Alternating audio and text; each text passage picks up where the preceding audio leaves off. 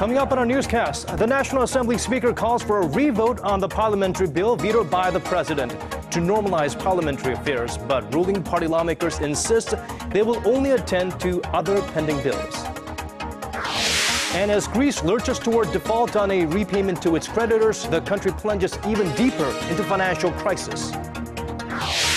Korean businesses are hurting from the MERS outbreak. Some companies are experiencing new lows not seen since the global financial crisis. All these and more on Primetime News.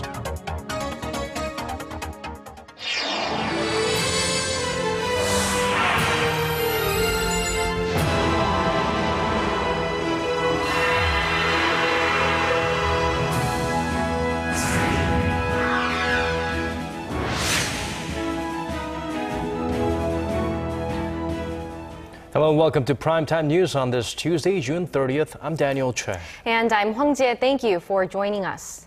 Well, let's start at the National Assembly, which has seen a burst of activity today. A controversial piece of legislation that President Park Geun-hye has vetoed will be put to a revote next week. However, the ruling Saenuri Party is unlikely to support the bill again, meaning it may just get scrapped. Our Ji Myung-gil starts us off. The National Assembly will hold a plenary session on Monday to handle the revision to the vetoed parliamentary law. Assembly Speaker Chung Yoo-ha said he decided to call the session to get Parliament moving again. The National Assembly has so many urgent livelihood bills to pass. It was necessary to normalize parliamentary affairs. The move prompted the main opposition New Politics Alliance for Democracy Party to end its boycott of parliamentary business. But the turmoil in the assembly may not be over. Members of Chung's ruling Saenuri Party are not expected to vote on the bill, with Saenuri floor leader Yoo Seungwoo saying lawmakers' participation in next Monday's session is not aimed at voting on the issue.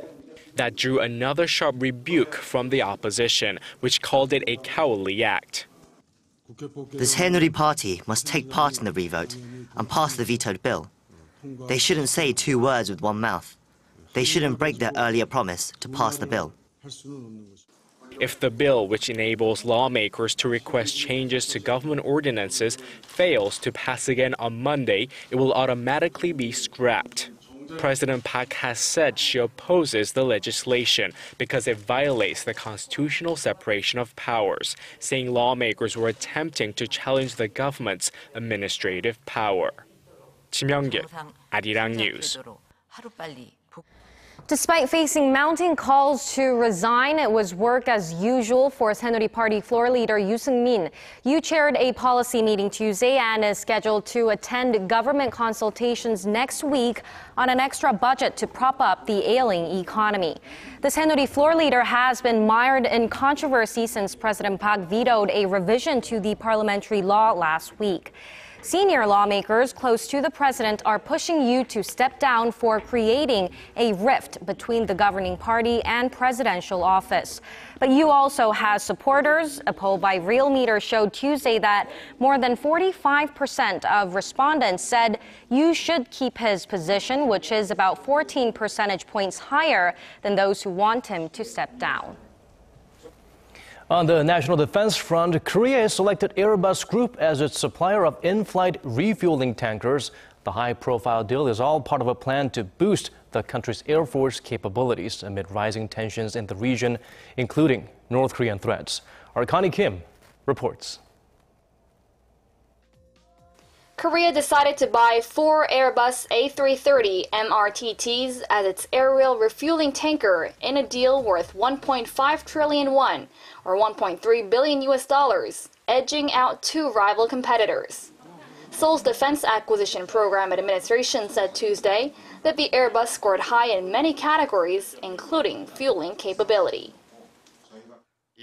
The Airbus's A330 MRTT has performed excellently in long-distance operational missions with long-haul and high fuel capacities.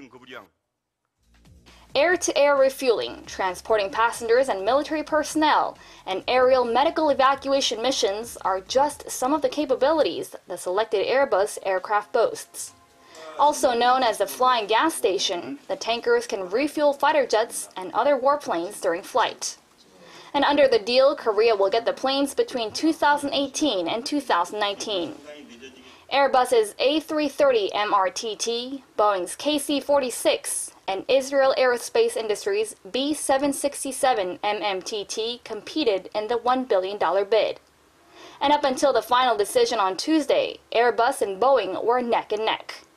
But the European jets prevailed. They can carry up to 111 tons of fuel, compared to Boeing's 96 tons, and can also transport up to 300 soldiers, which is about 3 times more than the American aircraft.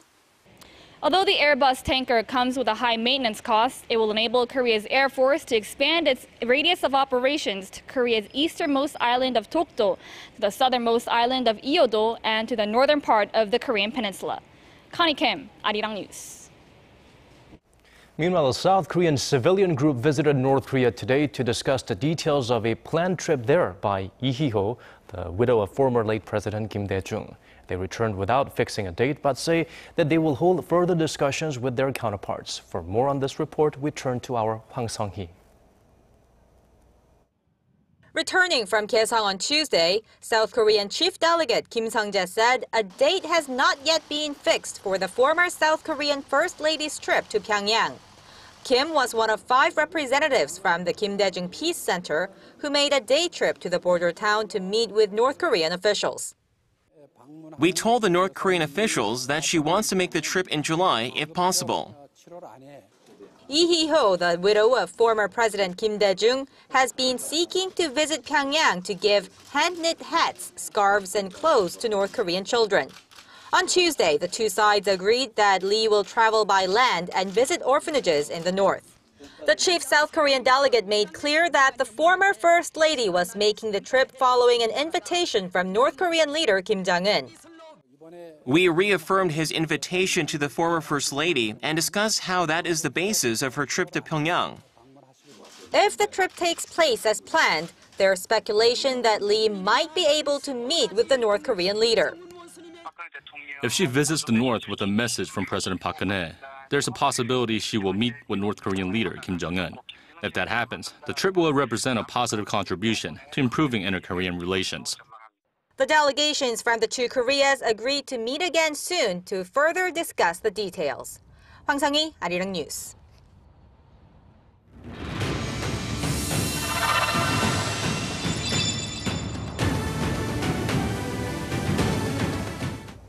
The MERS situation in Korea is showing signs of improvement with a dwindling number of new infections and deaths and a growing number of patients making full recoveries.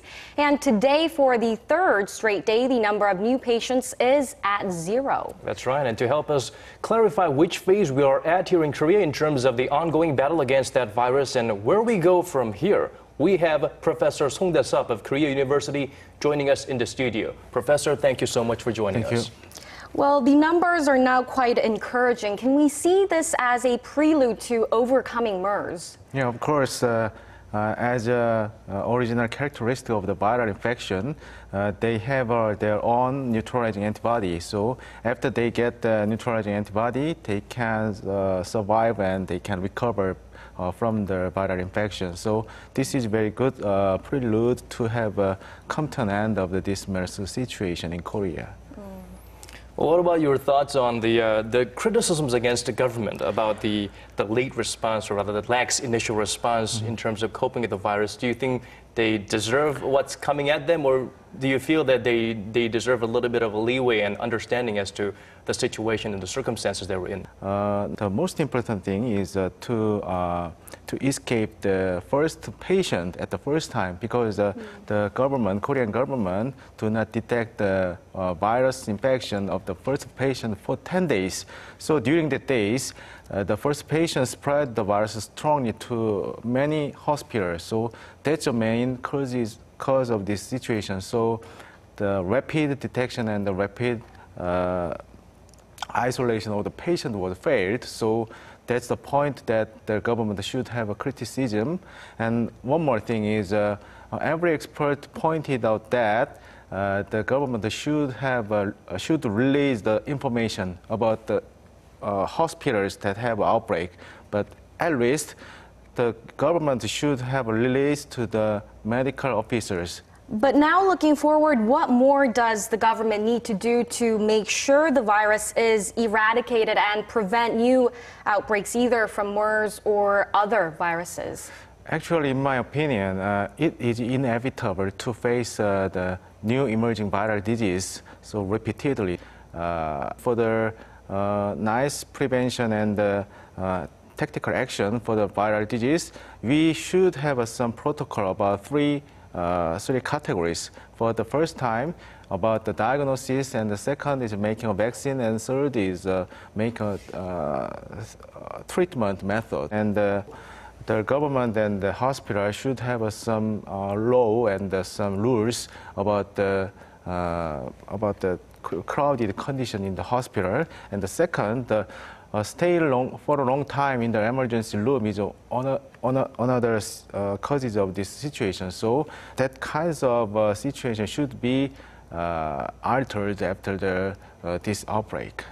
Well, moving into the last story before we let you go, I believe Germany also has been working on a potential MERS vaccine, but I understand it will take a long time until it is ready for use and to be made public.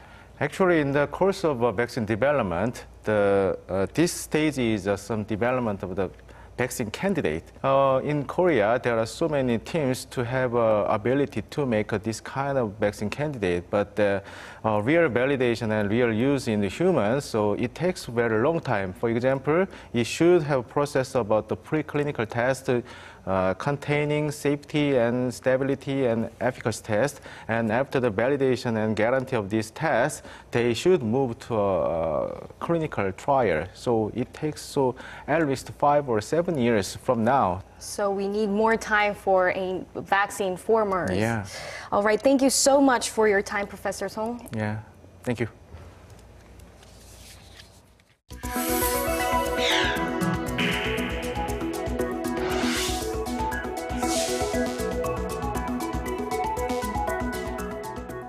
Sluggish demand and disappointing exports have weighed down the nation's industrial output in May. It's led local manufacturers to lose confidence, with sentiment plunging to levels not seen since the global financial crisis. Our Kim Min-ji reports.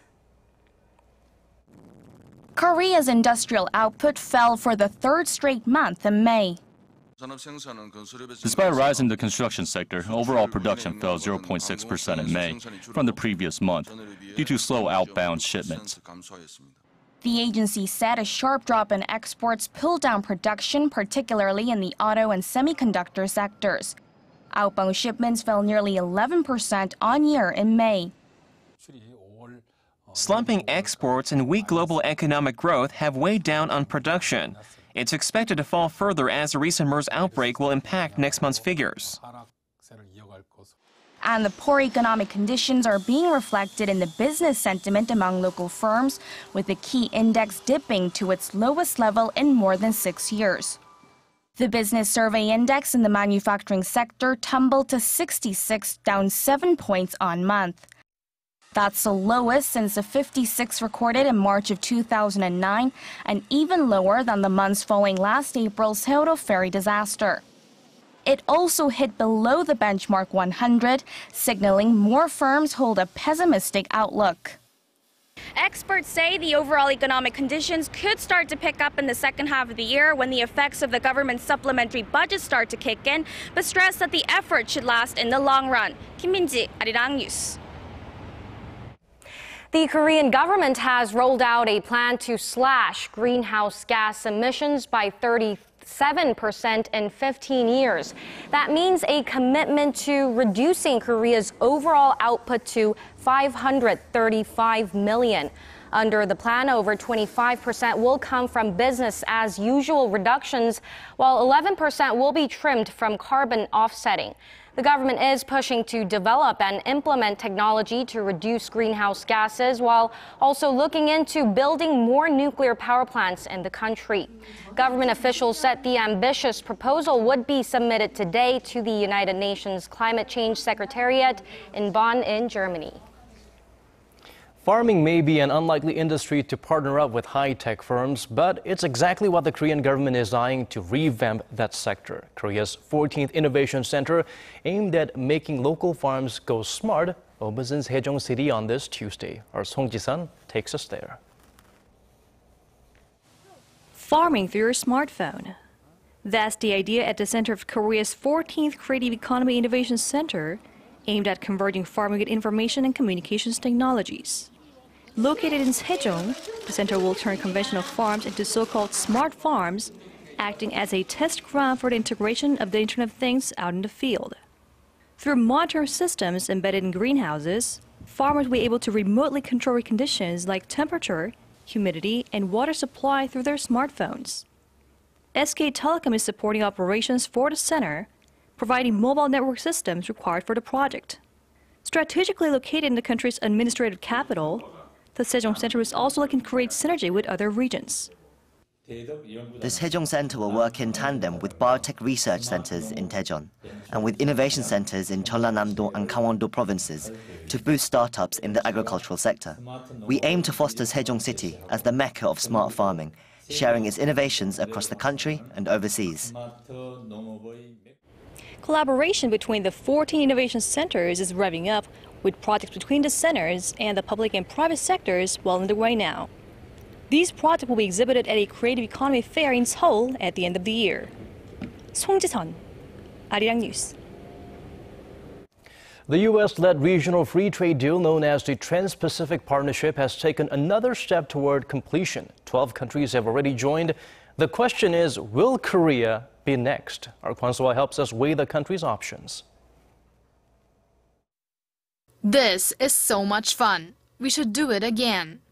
That's what U.S. President Barack Obama said Monday local time while signing a crucial bill that will give him the authority to fast-track a number of trade deals, including the TPP. The question here in Seoul is whether the pact will also be fun for Korea, a country that is still deciding whether or not to join. Joining this networking will be very important for the Korean manufacturing sector, our textile industry sector, or some chemical sector. If launched, the TPP will cover 40% of the global economy. Its current 12 members include Japan, which plays a leading role with the US, Canada, Australia, and Singapore. Korea already has separate trade deals with 10 of the TPP members. Some say that's one reason why Korea should also participate, while others say that's why it's unnecessary. The TPP arrangement for Korea would cover items that are similar to those in the Korea-US FTA, which has raised concerns within the country's often vocal agriculture sector. Experts say economic diplomacy is another concern. The TPP has been characterized as an economic alliance for the US to contain China. But because Korea's top trade partner is China and not the US, Korea should re-examine the question of joining the TPP from square one. There's not much time left for Korea to decide. The original members are expected to hold a ministerial meeting at the end of July to finalize negotiations, and President Obama is aiming to see the deal ratified during his time in office. Kwon So-ah, Arirang News.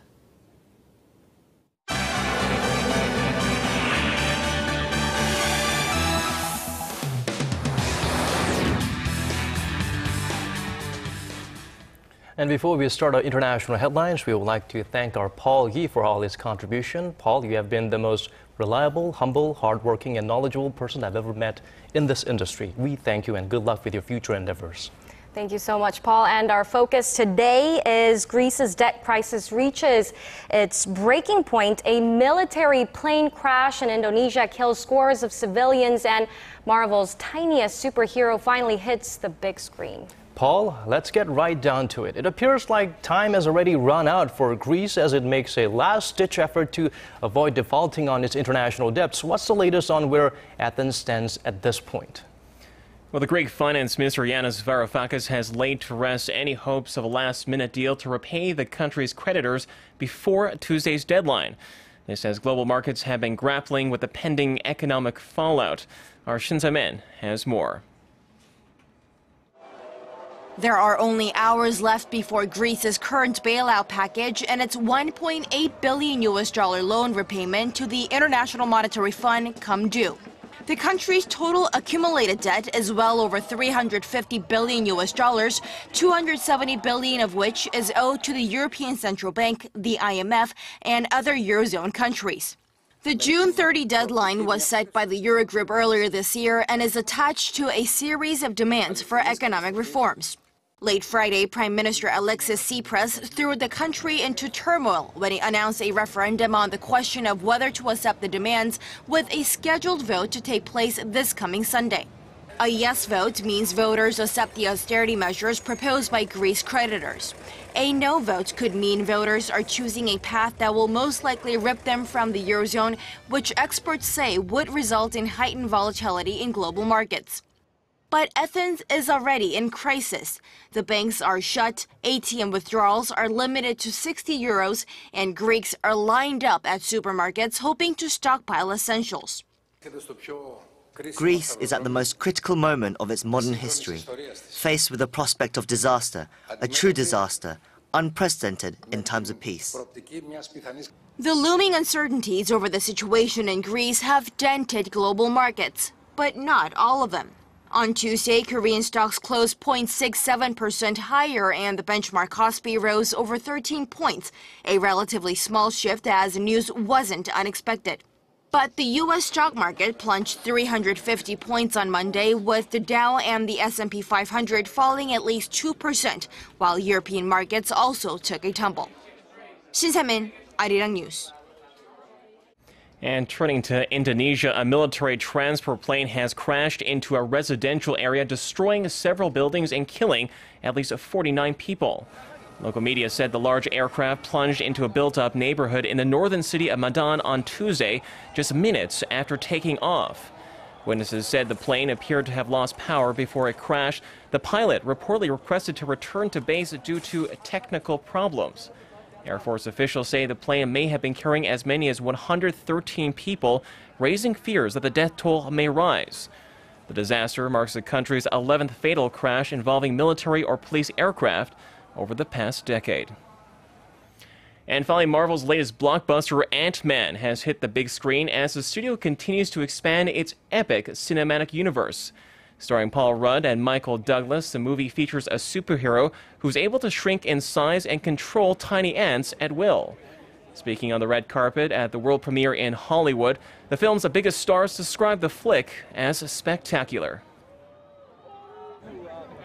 My best fun I enjoyed is whenever I had a break, is I would leave the first unit, and then I go down to the second unit, which was the stunt guys, see what they were doing. And the third unit was the special effects, all the green screen stuff. But the fourth unit was the macro photography of the ant, which is going to blow your mind. It will be the first time that Paul Rudd, a traditionally comedic actor, will don a superhero identity. He's also expected to join the all-star cast in the next installments of the popular Avengers franchise.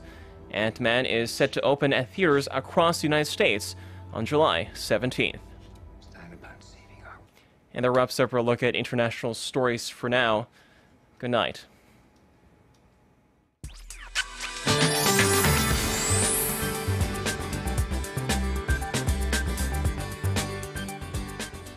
Southern regions, including Jeju, received moderate showers throughout the day, with some areas still receiving rain under cloudy skies. And heavy sporadic showers have been falling here in Seoul since late this afternoon and may continue overnight. But by tomorrow morning, things will get brightened up. And we can expect another sunnier conditions on Wednesday, with readings a couple of degrees higher than today, getting into mid to upper 20s across the nation. But in the meantime, the discomfort index will also reach high levels in most parts of the country by midday. So please keep that in mind, and let's take a closer look at readings for tomorrow. Seoul and Daegu will reach 29, and Gwangju and Busan will peak at 27 and 26 tomorrow afternoon. And as for the other parts, it seems like Daejeon and Jeju Island will see a high of 27 and 25, while Dokdo rises to 22. After the rains clear tomorrow morning, conditions will stay dry as another heat wave sets in, lasting into the weekend. Well, that's all for the weather. Good night.